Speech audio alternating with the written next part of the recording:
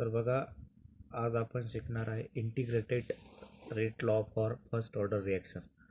तर याच्या आधी आपण झिरो ऑर्डरसाठी इंटिग्रेटेड रेट लॉ शिकलो होतो. तर बघा आता की फर्स्ट ऑर्डर रिॲक्शन म्हणजेच काय असते की the reaction whose rate is depend on the concentration of single reactor, त्याला आपण म्हणतो फर्स्ट ऑर्डर रिॲक्शन. आता बघा इथं आपल्याला रिॲक्शन दिलेली आहे की ए गिव्स प्रोडक्ट, म्हणजे इथं रिॲक्टंट ए आहे, याच्यापासून तुम्हाला हा प्रोडक्ट भेटला. हे काय फर्स्ट ऑर्डर रिॲक्शन. मग या रिॲक्शनचा मी डिफरन्शियल रेट लॉ लिहितो. तो कसा होईल? आर इक्वल टू, आर म्हणजेच काय rate, rate is equal to काय minus D concentration of A upon D T is equal to K concentration of A. R म्हणजे rate minus D concentration of A upon D T equal to K concentration of A. त्याला म्हणतो आपण differential rate law कोणा रिॲक्शनचा, दिलेल्या वरच्या रिॲक्शनचा. ठीक आहे. तर बघा आता याला आपण असं लिहू. आता मी इथं आर के सध्या लिहित नाही, पण तो रेट आहेच, म्हणजे असं लिहितो याला is equal to minus D concentration A upon D T is equal to K concentration A. ठीक आहे. तर हे आपण केलं, फक्त इथून आपण काय केलं, आर गायब केला. त्यालाच परत मी ॲडजस्ट करतो, तर ते असं होईल. तर बघा डी कॉन्सन्ट्रेशन ए अपॉन परत concentration A is equal to, आता काय केलं आपण, हा जो काही डी ए आहे त्याला खाली काय केलं आपण, हा हे कॉन्सन्ट्रेशन टर्म आणली. आता डी टी कुठे जाईल, डी टी या साईडला जाईल. म्हणजे काय बघा, आता आता हे जे इथं मायनस साईन होतं त्याला इकडे ट्रान्सफर केलं तर हे होईल मग मायनस के डी टी. ठीक आहे. तर हे जे की आपल्याकडे इक्वेशन आलं त्याला आपण म्हणून इक्वेशन नंबर 1. हे जे आपलं इकडे काय इक्वेशन नंबर 1. ठीक आहे. आता पुढे सॉल्व्ह करू आपण याला. तर बघा आता, तर बघा आपण हे असं लिहिलं मायनस डी ए अपॉन ए. आता हे काय कॉन्सन्ट्रेशन आहे आपलं रिॲक्टंटचं मायनस के डी टी. तर याला करू आपण इंटिग्रेट. काय करू, त्याला आपण इंटिग्रेट करू. तर जसं आपण झिरो ऑर्डर रिॲक्शनमध्ये बघितलं होतं, इंटिग्रेट करण्याच्या आधी आपण काय घेतलं होतं, लिमिट्स घेतले होते. म्हणजेच काय, हे जे की कॉन्सन्ट्रेशन आहे आता कोणाचं, या एचं, म्हणजे कॉन्सन्ट्रेशन एला आपण दोन टाईपनं घेतलं होतं. कॉन्सन्ट्रेशन ए एक होतं A zero, concentration A zero, आणि दुसरं कॉन्सन्ट्रेशन ए होतं कॉन्सन्ट्रेशन ए टी घेतलं होतं. आता ए झिरो म्हणजेच काय आपलं, हे दिस इज इनिशियल कॉन्सन्ट्रेशन. हे काय आपलं इनिशियल कॉन्सन्ट्रेशन. ठीक आहे. आणि ए टी काय आपलं final concentration. This is final concentration. मग आता हे ए झिरो आणि ए टी केव्हा असेल, तर ए झिरो आणि ए टी असेल काहीतरी टाईम नंतर. जेव्हा आपलं कॉन्सन्ट्रेशन ए झिरो असेल म्हणजे इनिशियल कॉन्सन्ट्रेशन असेल तेव्हा टाईम का असेल तेव्हा झिरो असेल. आणि जेव्हा कॉन्सन्ट्रेशन ए टी असेल तेव्हा टाईम काहीतरी असेल, काहीतरी म्हणजेच काय टाईम टी असेल. म्हणजे इथं काही टी इक्वल टू काहीतरी टाईम असेल, त्याला आपण टीच म्हणू. ठीक आहे. मग आता आपले हे बनले लिमिट, जे concentration A zero A T, T zero आणि टी टी हे काय झाले आपले लिमिट झाले. आता आपण या लिमिटमध्ये त्याला आपण काय करू, इंटिग्रेट करू. बघा आता इक्वेशन नंबर 1ला मी इंटिग्रेट करतो. इक्वेशन नंबर 1 आपल्याला असं दिसेल.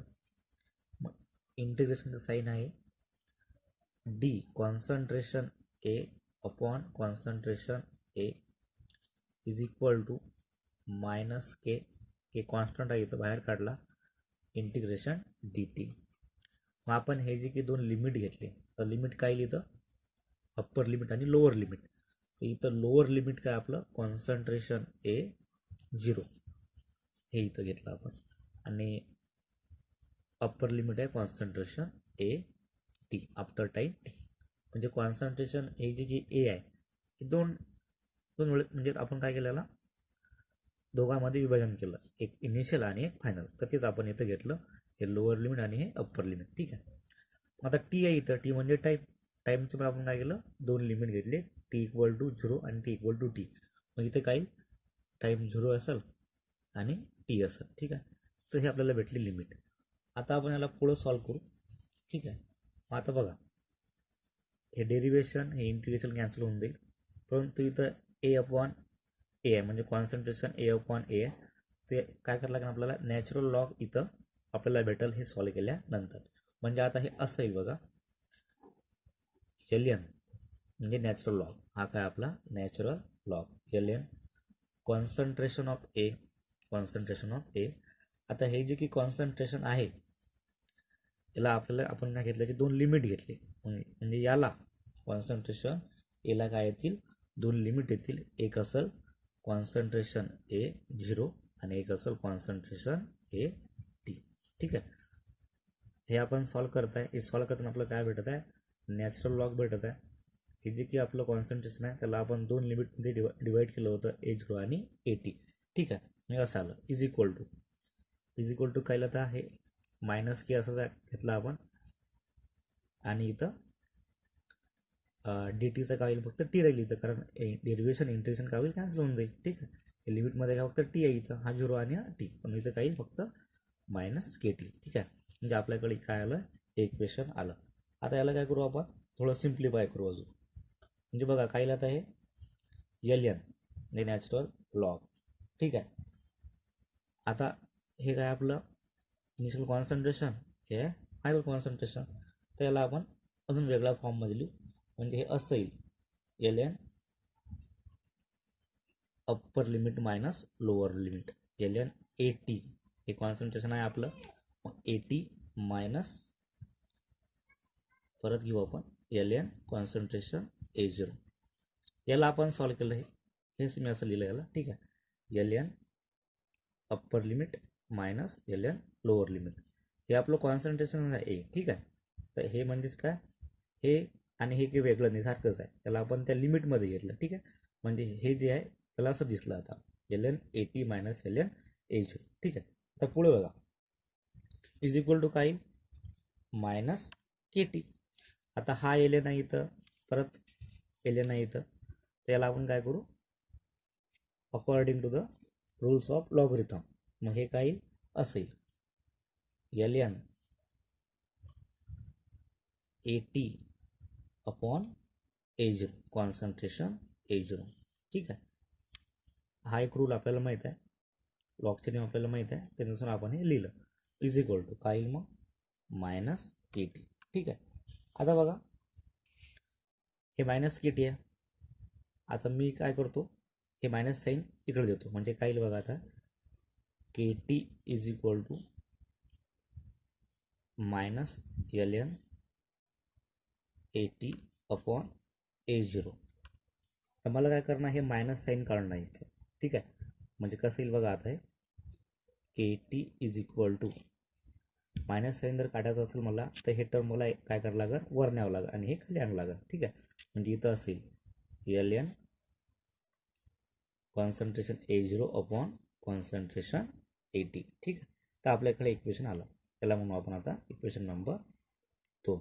ठीक आहे, हे आलं आपलं इक्वेशन नंबर 2.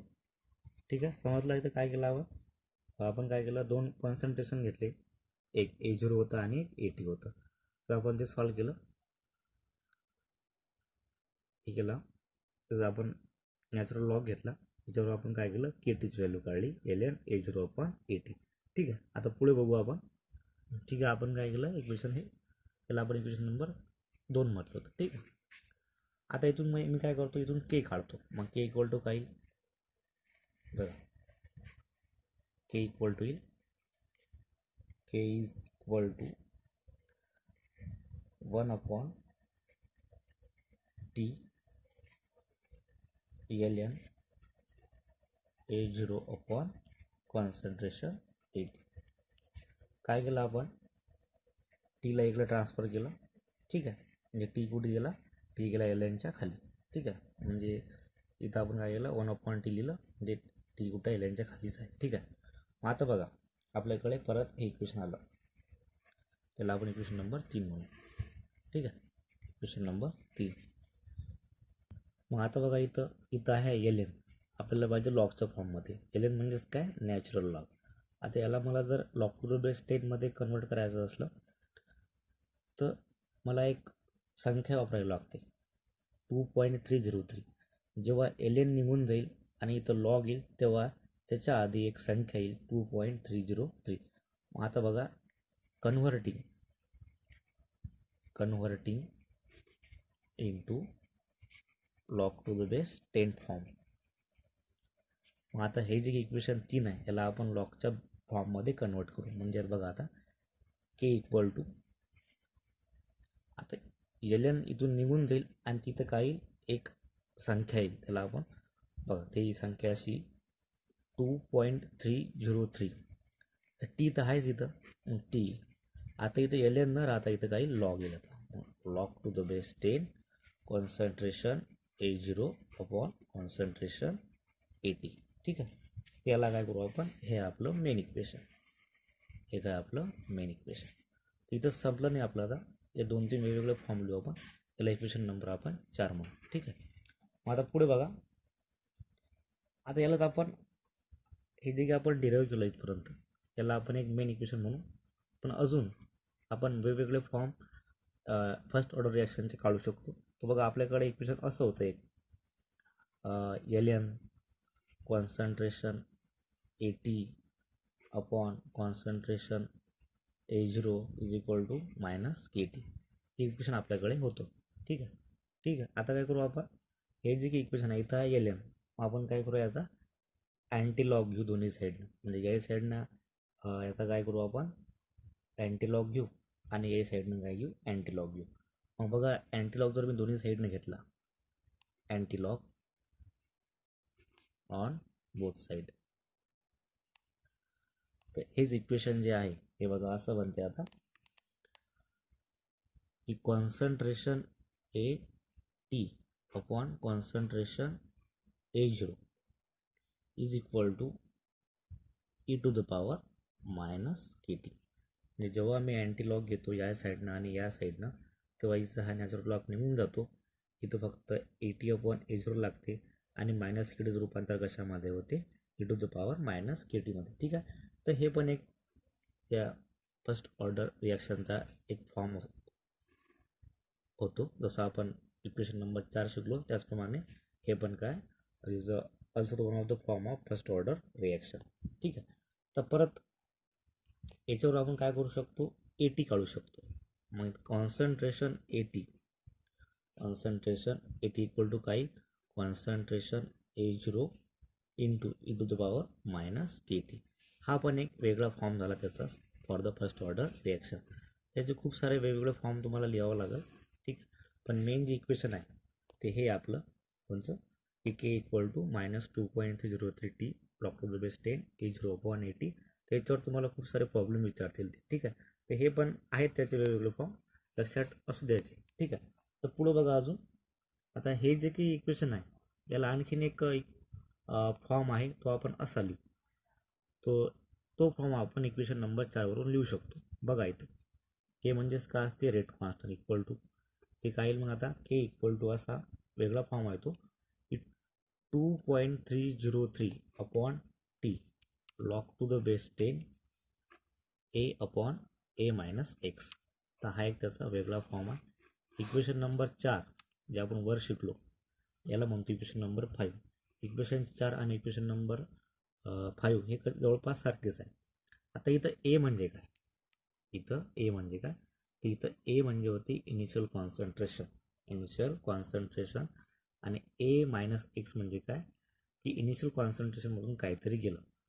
म्हणजे याला जर आपण कॉन्सन्ट्रेशन A0 म्हटलं तर हे काय होईल कॉन्सन्ट्रेशन AT. म्हणजे इक्वेशन 4 आणि इक्वेशन 5 काय हे एकच आहे. ठीक आहे, म्हणजे इथे काय केलं की ए म्हणजेच काय A0 आणि A मायनस X म्हणजेच काय AT.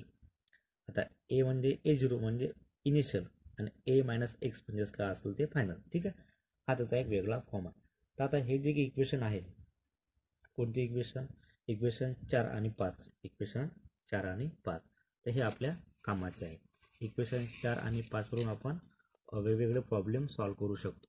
लक्षात ठेवायचे इक्वेशन 4 आणि 5. आता बघा त्यांचा उपयोग काय, ते इक्वेशन 4 आणि 5 वरून आपण जे की AT आहे,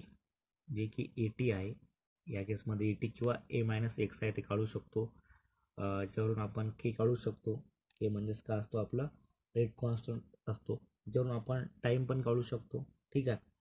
टाईम कशासाठी, कॉन्सन्ट्रेशन एचं किती फॉल झालं, म्हणजे आपल्याकडे जे काही कॉन्सन्ट्रेशन आहे रिॲक्टंटचं ते किती फॉल झालं, फॉल म्हणजे कमी झालं, ते आपण काढू शकतो. ठीक आहे. तर आणि अजून एक गोष्ट, रेट कॉन्स्टंट तर आपण काढला, आणि टी वरून आपण एकदा का आपल्याला टी माहीत झाला तर आपण हाफ लाईफ पण काढू शकतो. ठीक आहे. कशावरून, या के वरून. ठीक आहे. तर हे वेगवेगळे काय आहे जे अप्लिकेशन्स आहे. लक्षात ठेवायचं आपल्याला फक्त दोनच इक्वेशन कामाचे आहे. कोणते, इक्वेशन नंबर 4. इक्वेशन नंबर 4 कोणचं, K equal to 2.303 upon T log to the base 10 A0 upon AT. त्याचप्रमाणे हे परत K equal to 2.303 upon T log to the base 10 A upon A-6. ठीक आहे. तर असं आपण याला डिराईव्ह केलं. ठीक आहे. ते तुम्हाला क्वेश्चनमध्ये विचारते, derive the integrated rate law for first order reaction. तुम्हाला ते असं करावं लागेल. ठीक आहे. तर हा क्वेश्चन तुम्ही लिहून घ्यायचा आणि ह्याला डिराईव्ह करून घ्यायचं. ठीक आहे. थांबू इथं आपण आता. पुढच्या लेक्चरला आपण शिकू unit of rate constant for first order reaction आणि half life of first order reaction. Okay.